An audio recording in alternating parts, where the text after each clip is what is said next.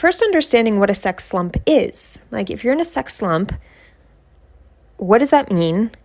And what does it mean to not be in one? Does it mean you're having sex daily? Does it mean you're having sex once a month? Does it mean you have someone to talk to who you're flirtatious with that could potentially lead to sex? What is the opposite of that slump? And then ask yourself, all right, what's the first thing I need to do to get closer to the opposite of this slump?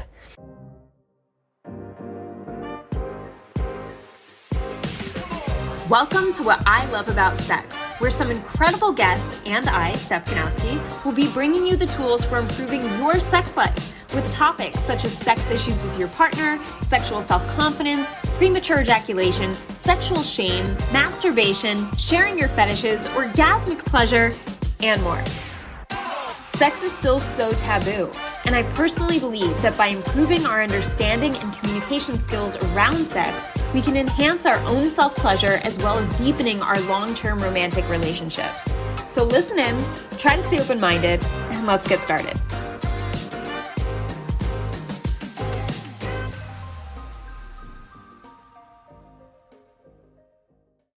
Hey guys, welcome back. Today's episode is me answering some more of your questions from Instagram when I told you to ask me a sex question. I always get a lot of them. When I get a lot, I can only answer a bunch on IG, I pop on over here and make an episode answering more. So hopefully these answers give you some insight. I'm going to try to go fast with each one of them. So it's just going to be a general, raw, unfiltered answer, and I hope it helps you. Before I dive into these, don't forget to register for the DE Masterclass. This is my masterclass. I'll be teaching you how to overcome delayed ejaculation and my process that I have taught clients to do this. So definitely sign up for this as soon as possible because it's coming up. It's on November 8th, which is a Tuesday, coming up pretty soon. But even if you can't make it live, you can still have access to the recording afterwards. So register anyway. Can't wait to see you there. Can't wait to help you if you're struggling with delayed ejaculation. So let's go through some of these questions. All right, first question. Where do I find the masturbation meditation? All right, so this is a question I got a few times, so I'm going to answer this and get it out of the way. This is my audio recording that is going to help you be more present during sex. So it is not yet for sale, but it will be this week, and it's going to help you understand where you want your mind to be during sex so that you're not getting distracted, you're not getting anxious, and you're more familiar with your arousal, and you're more in tune with your body. Because if you use this meditation audio more than you use porn, it's going to start training you and programming your mind to be more in your body and in the experience you want versus just mindlessly watching something and jerking off really quickly. So the intention is to get you more present and more into your own body. And you can find this meditation on my website in the next few days for sure. It will be up there at stephanieganowski.com. But until then, just make sure that you find me on Instagram, and I will be updating you guys this weekend on that. And in the future, you'll be able to find it pretty easily wherever I sell my offers. So always check out my Instagram at Steph Ganowski and my website at stephanieganowski.com. All right. Next question. How do I help my wife with a history of TMJ to relieve those symptoms to enjoy giving me head more? So this is a great question. I think that if you can find a way for her to use less of her jaw, in fact, I know, because I used to struggle with TMJ, you can teach her how you like to be jerked off. You can tell her to do more, maybe sucking on the tip of your head. This way, she's not having to keep her mouth open for long amounts of time going down your shaft. So for her to focus on the tip more, for her to use her hand more, for her to to maybe like lick you in areas down there, maybe like lick your balls, suck on your balls, like do other things that create a great like giving head process for you an experience for you, and also for her, so that she feels like, all right, I don't have to feel awkward. I don't have to feel like my jaw's going to lock out, and you can both enjoy it a lot more. So be sure to train her, like ask yourself, like, okay, what feels good to me? How do I like jerking off? And how can I help like train my wife to replicate that in ways that are minimal for her having to keep my whole dick in her mouth for a long time. You know what I mean? So there's always ways around it. I think you could start there. And yeah, that should help. All right. Next question. My partner considers herself asexual while I consider myself hypersexual. Any advice? This is really interesting. It's interesting to see how people who are sexually incompatible end up together in this way. And maybe it was sudden, because occasionally there are partners who all of a sudden just don't want to have sex anymore, and it kind of came out of the blue, and you're like, whoa, where did this come from? So this is a incompatibility issue. So you have to figure out if there's any way around this, which could look like you finding sex elsewhere and communicating with your partner if that's okay. Even asking your partner, what do you think I should do? Being that I have this high sex drive and you're now telling me that you're asexual, like, what do you think we should do here? Like, how should we go about this? And taking it from that place of not blaming, but using the word we, and focusing on how are we going to handle the fact that you're asexual and I'm hypersexual. So I think that's a great place, is to talk about it first and use the term we. And that way you're not blaming each other. You're trying to figure it out together, right? Okay. My girlfriend doesn't want premarital sex. Only foreplay is allowed, but I can't control after foreplay. It's been 2 years. Wow, okay. When are you putting a ring on it? No, I would never say push marriage in order to get sex. That was a joke, but this is tough. Yeah, I would definitely ask yourself if it's even worth going through with the foreplay, if it's getting you to the point where you can't control yourself, because you don't want to put your girlfriend in danger because of your lack of control. And danger meaning physical danger, sexual danger, emotional danger, whatever the case may be. So I think it's important for you to have a conversation and say, hey, this is becoming really hard for me.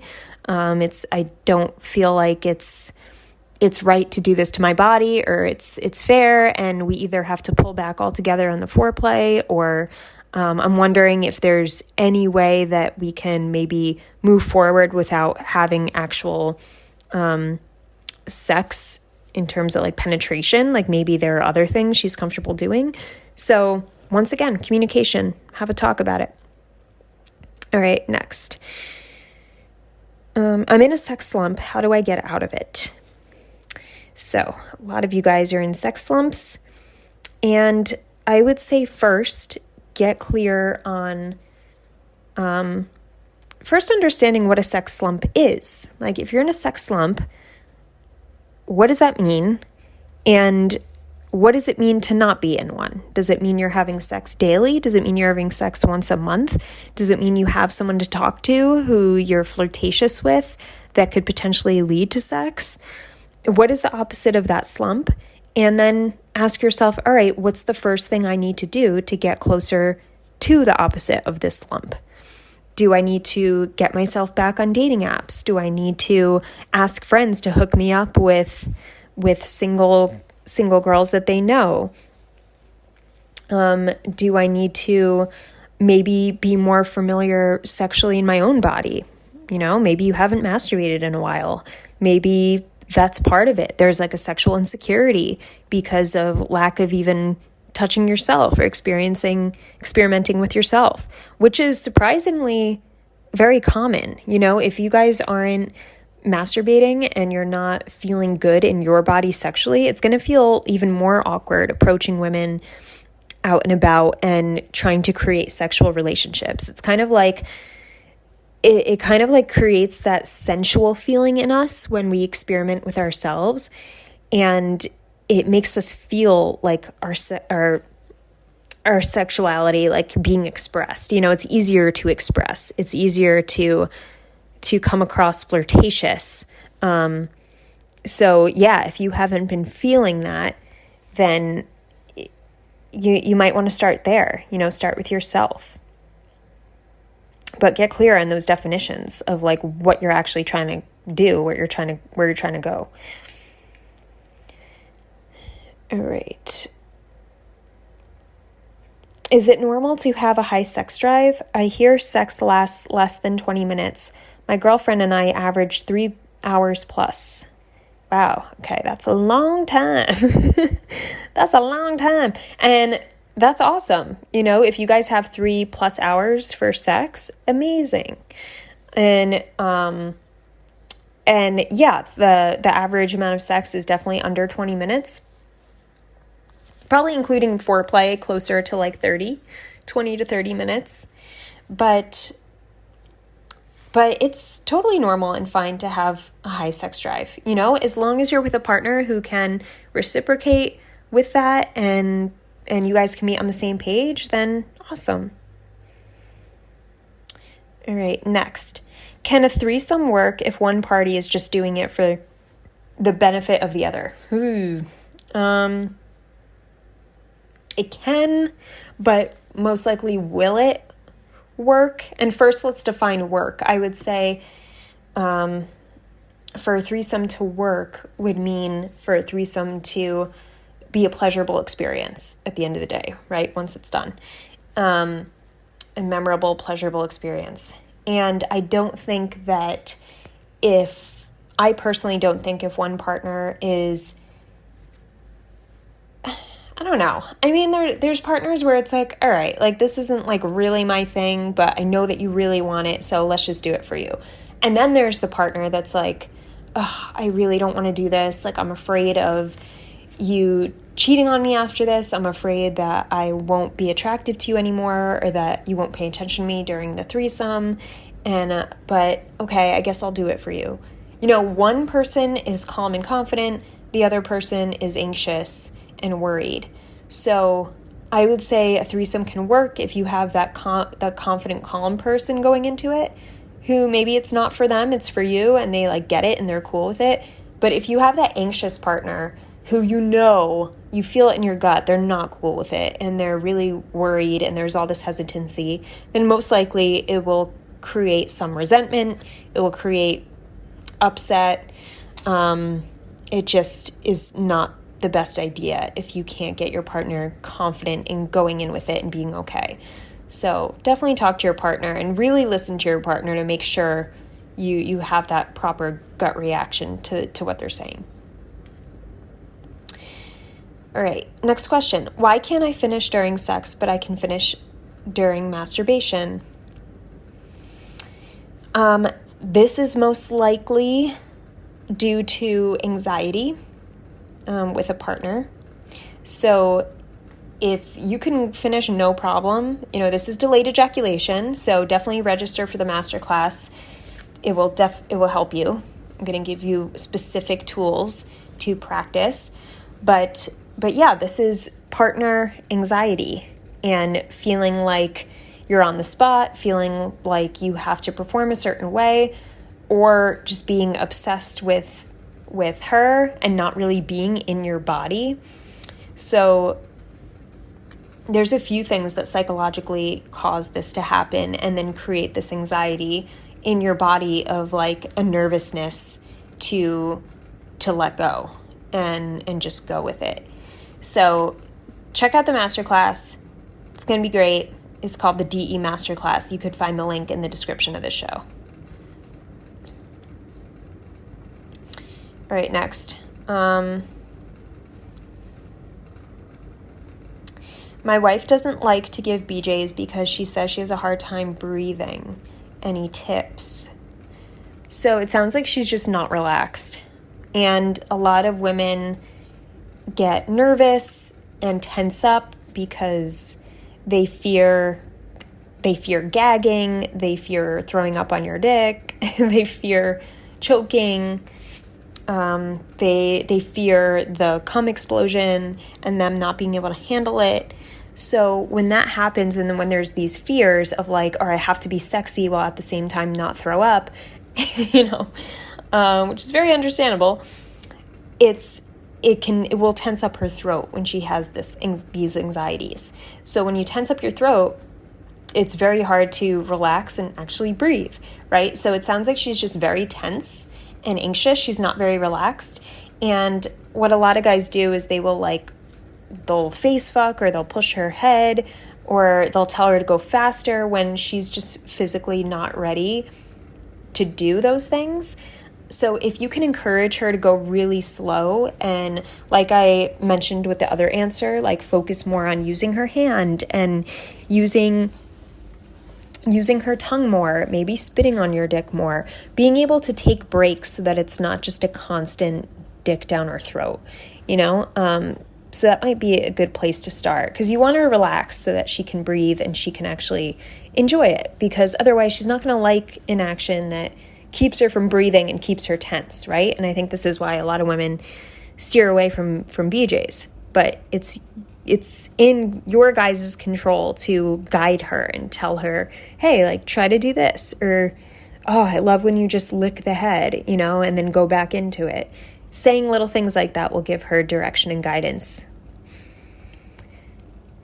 All right.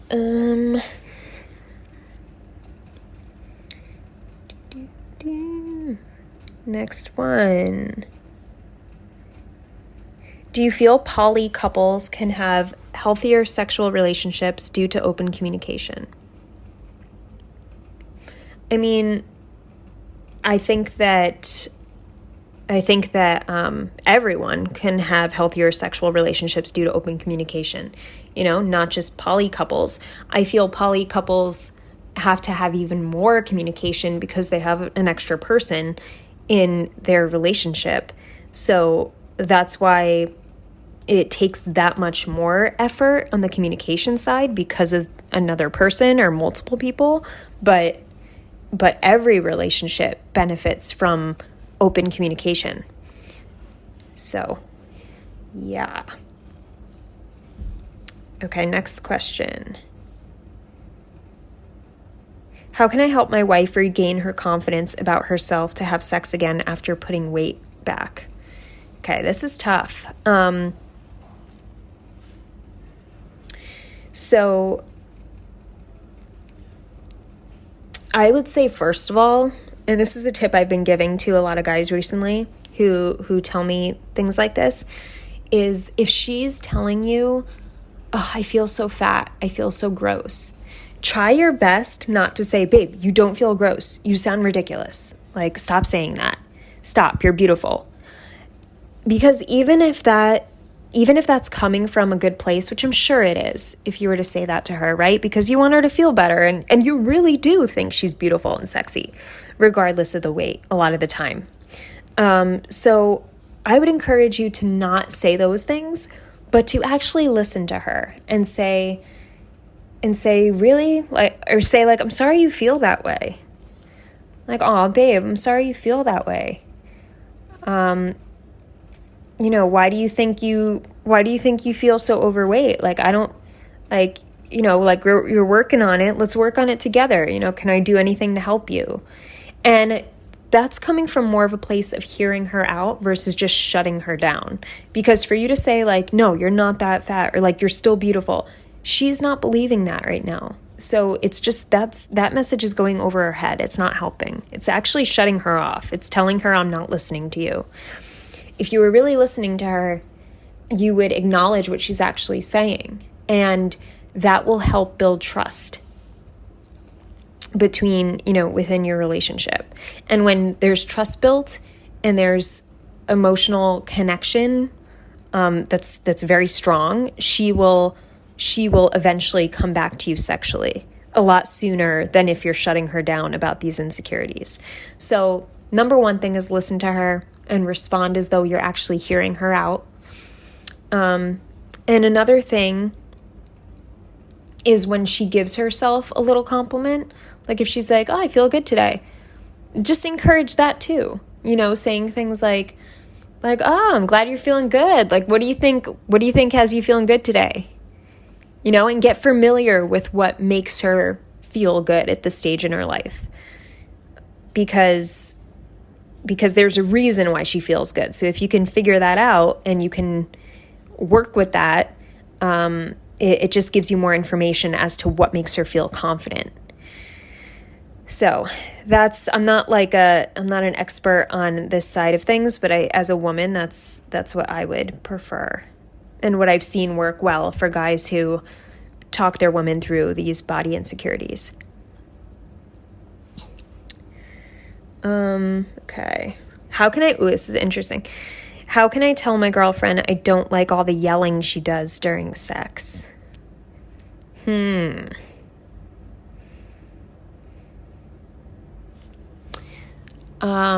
right. Well, so the first thing that comes to mind is,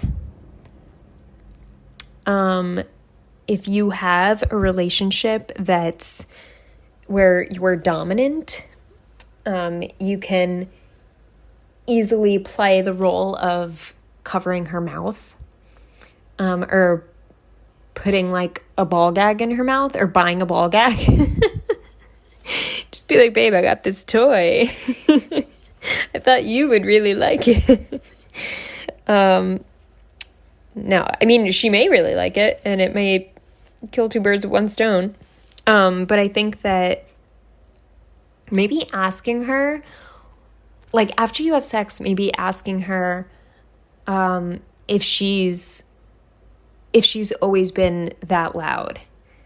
Like, oh, I feel like you're really, like, I know you're really vocal during bed. Like, does that make it feel better? Like when you scream?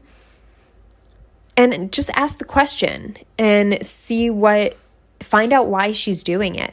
Because you might be surprised. She may be like, oh, well, I thought that turned you on. And then you could be like, well, not necessarily. Like, no, it's not really my thing. Like, I love having sex with you, but like the screaming's not, like, I really enjoy our sex when it's a little more quiet, but it's okay that you're loud. You're going in with that honesty and opening up a conversation around it, but just communicating so you can be curious and actually hear what's going on. So I would start there. I would literally just talk to her about it next time you have sex afterwards. It's the best time to talk about things, guys. Right after the magic happens. All right, next one.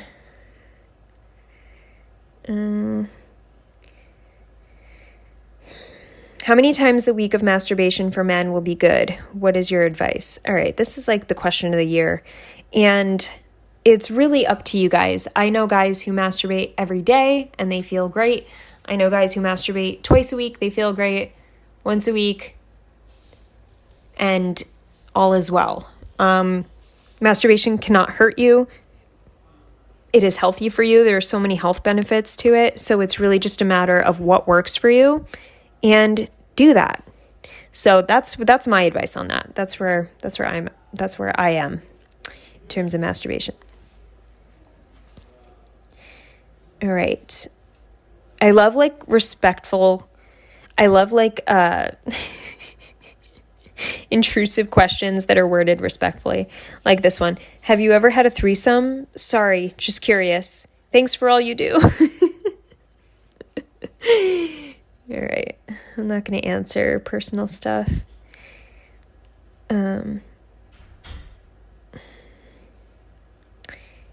Any suggestions on libido supplements for my wife? I would suggest VitaFlux for Women by Promescent. And you could reach out to me for a discount code. Email me too at info@stephanieganowski.com. All right, next question. I've tried anal sex with my wife, and now that's all she wants is anal. I'm wondering if this is normal. Because she really liked it.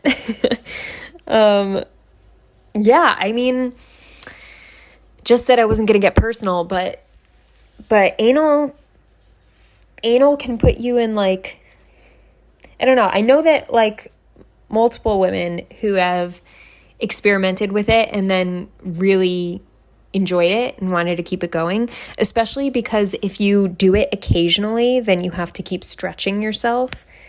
So once you're doing it consistently, it tends to feel better. So she may notice it actually feeling better and better, and that's why she wants to keep doing it. So I would ask her though. I would say, hey, like I realize you've been really into the anal. Like is it feeling better and better for you?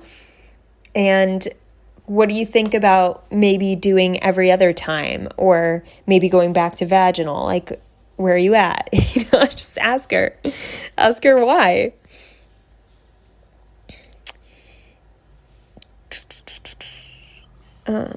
Girlfriend will not touch herself during sex. Asking what she wants results in figure it out.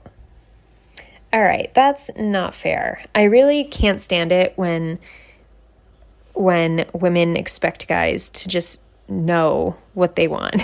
Like, and I really do think it comes from this place of women just not knowing themselves enough sexually, and they really don't know what they want, so they want you to figure it out, and there's no way you can know her body more than she knows her body. So I would respond to her and say, hey, like, I can't know your body better than you do, and you got to experiment with yourself a little bit in order to tell me what you like, because every woman's different. I just want to pleasure you in the best way, but I got to know what you like in order to do that. So why don't we try it together? We'll touch you together and see what speed you like, see what pressure you like, see if you need a lube, see if you like toys, and we'll just figure it out together. How does that sound?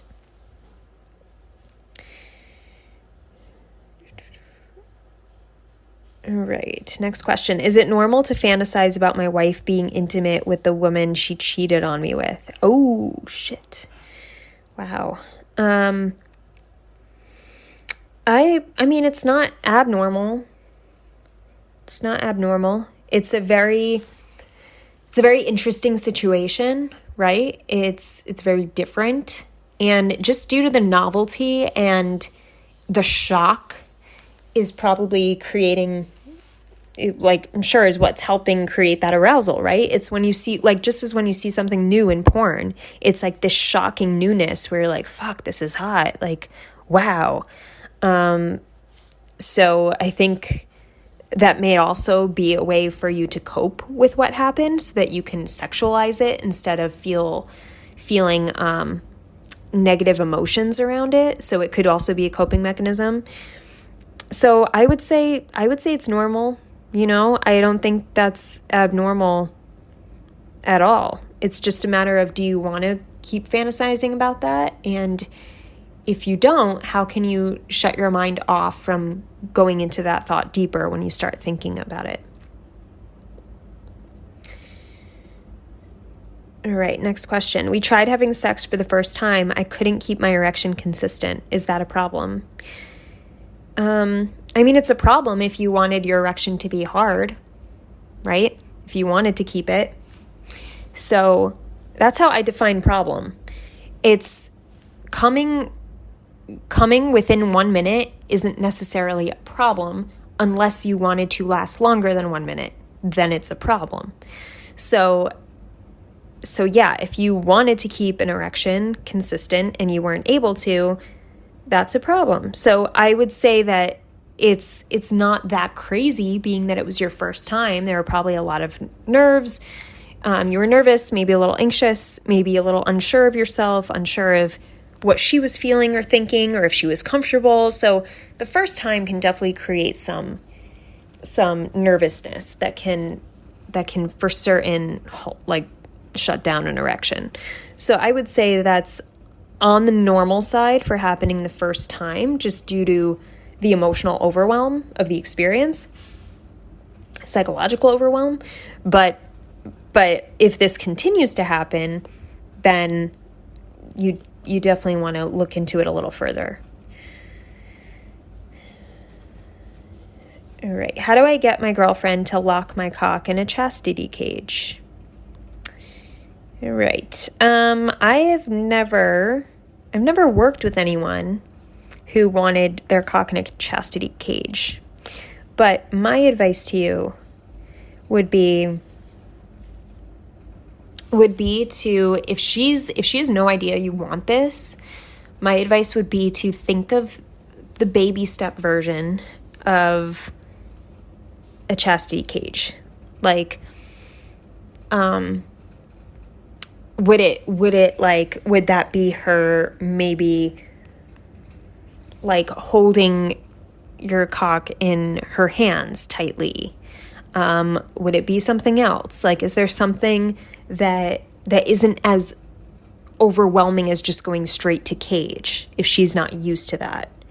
So I'm just assuming she's not used to it. You know what I mean? And in that case, you want to start off a little slow so that she's not overwhelmed by your desire or your request. So I would say start with a baby step. Figure out what that is and start there and see how she reacts. And then if she reacts well, open up and tell her that your ultimate desire is to get a cage and see what she thinks about that. All right.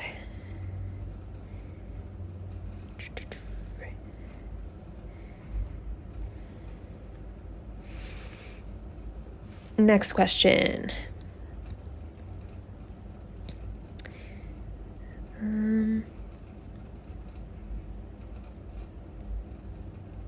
I could not get hard for someone I was not attracted to. Why? I normally work just fine. I mean, I think it's pretty obvious. Like, if you're not attracted to someone, it's hard for the body and brain to connect on the arousal level, you know, and then you may just shut down. And there are guys who don't have to be attracted at all, and they could be completely hard, but some of you guys, it just doesn't work like that. So yeah, I mean, yeah, that seems pretty obvious. Yeah, the body-brain connection was not there in terms of arousal. All right.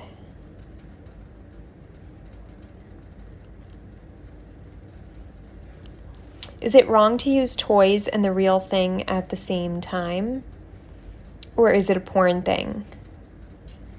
No, I think using toys as an additional, as like an add-on to the real thing is great. It's awesome. Use all the toys you want. Do what feels good to you. Do what feels good for your partner. You know, if that's only toys, awesome. If that's no toys, cool. What do you guys want to do?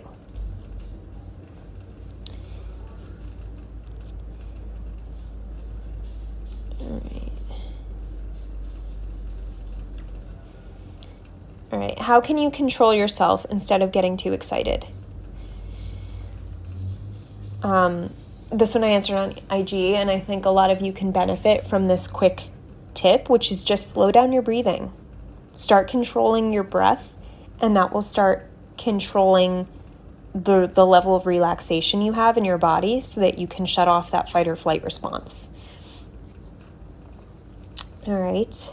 So look up some breathing exercises and start noticing your breath during sex. Notice how quickly you probably breathe. And then next time you have it, be intentional about breathing really deep and slow. And you will see and you will feel a difference. I promise you.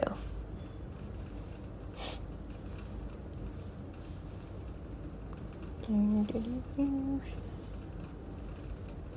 right.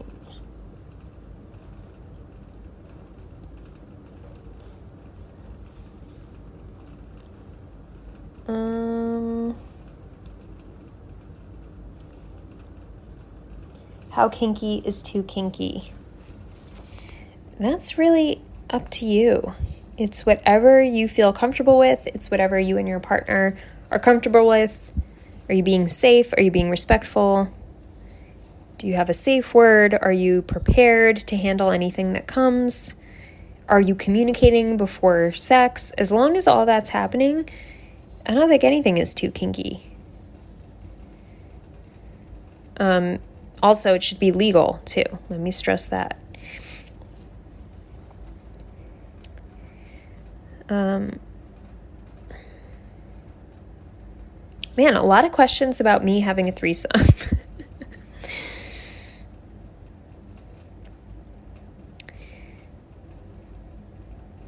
With all of your knowledge, are you incredible in bed?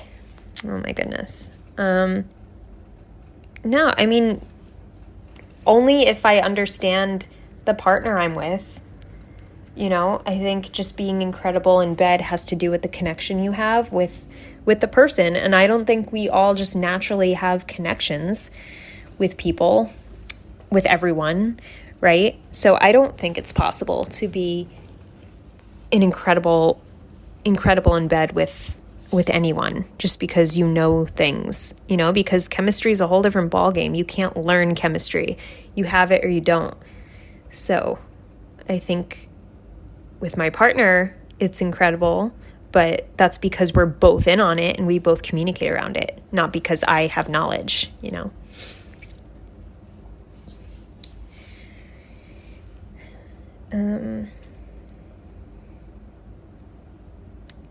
Can casual sex be damaging to sensitive people?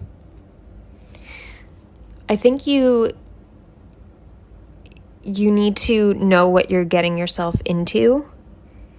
And I think it depends what you mean by sensitive, but I don't think certain people can handle it as well as other people can because of insecurities, because of lack of understanding, lack of communication.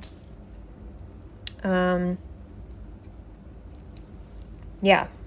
just think lack of boundaries. You have to really go in to casual sex setting boundaries for yourself and telling yourself that, hey, like, here are the expectations of me being with this person. I don't expect them to date me. I don't expect them to be loving to me. And am I okay with that? Or do I need that in order to have sex and feel good? And you have to be real with yourself, because if that's not okay with you, don't do it. You're going to create a poor relationship with sex. If you feel like you can handle that and you could be fine with that and it will work for you in your lifestyle and you could keep the boundaries that you set, awesome, then do it. Then it will work for you. And sometimes it's a matter of trial and error too. Sometimes you have to give it a try, and if you're like, oh man, like I'm just having a hard time doing this, then maybe pull back and get out of that type of relationship.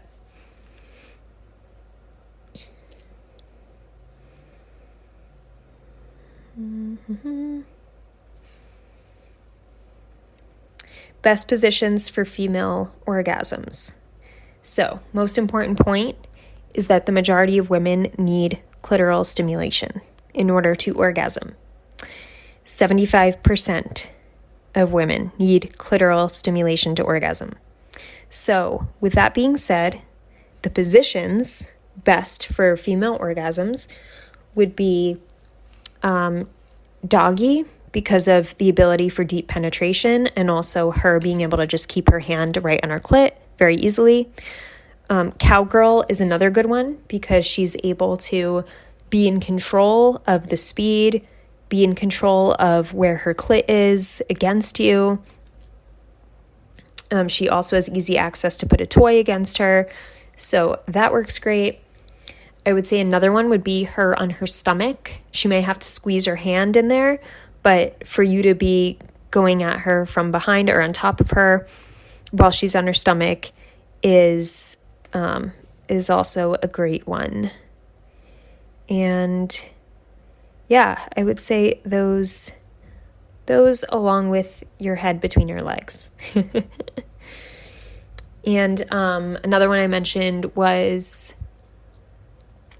her laying on her back with a pillow under her is really good for deep penetration. And yeah, it feels great on the G-spot.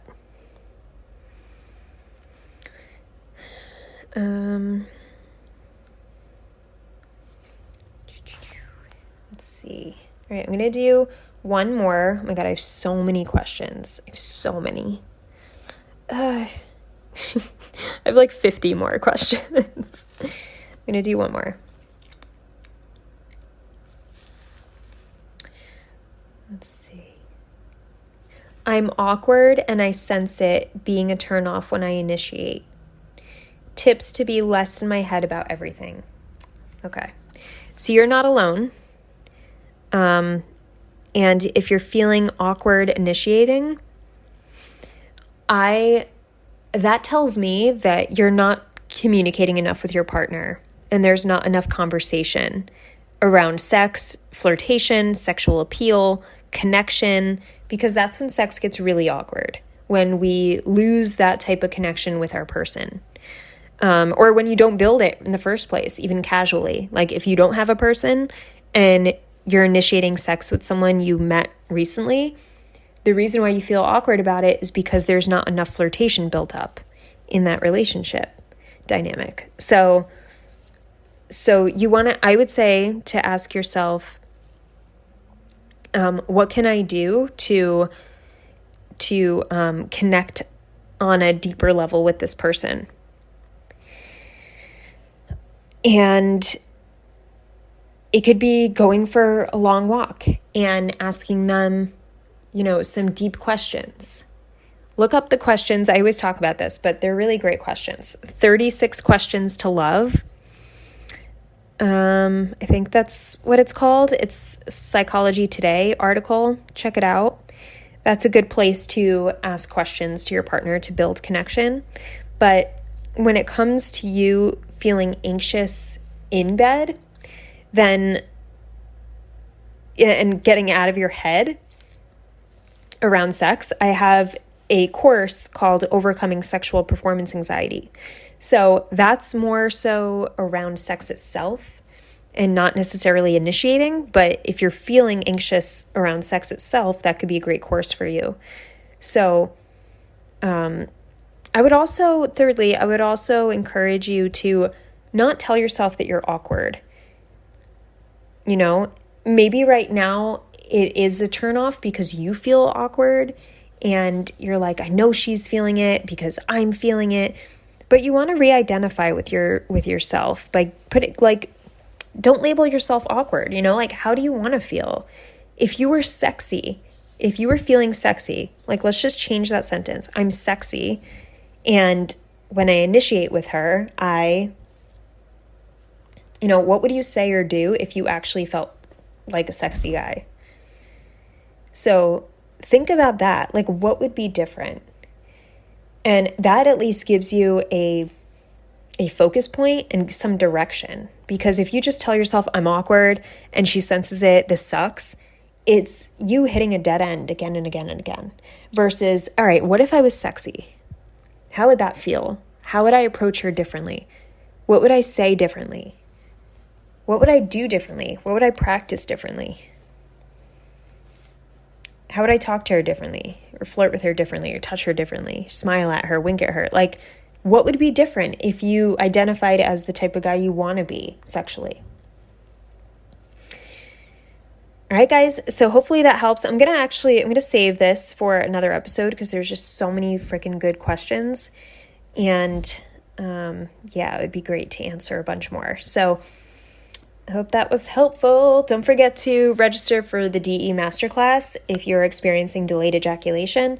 And this is you not being able to ejaculate after quite a bit of time. If you feel like it goes way too long and you're still unable to ejaculate, and maybe you don't at all, but maybe it takes a half an hour to an hour and you feel like you have no control to make it sooner when you want, then that's delayed ejaculation. Register for the masterclass. I'd love to help you.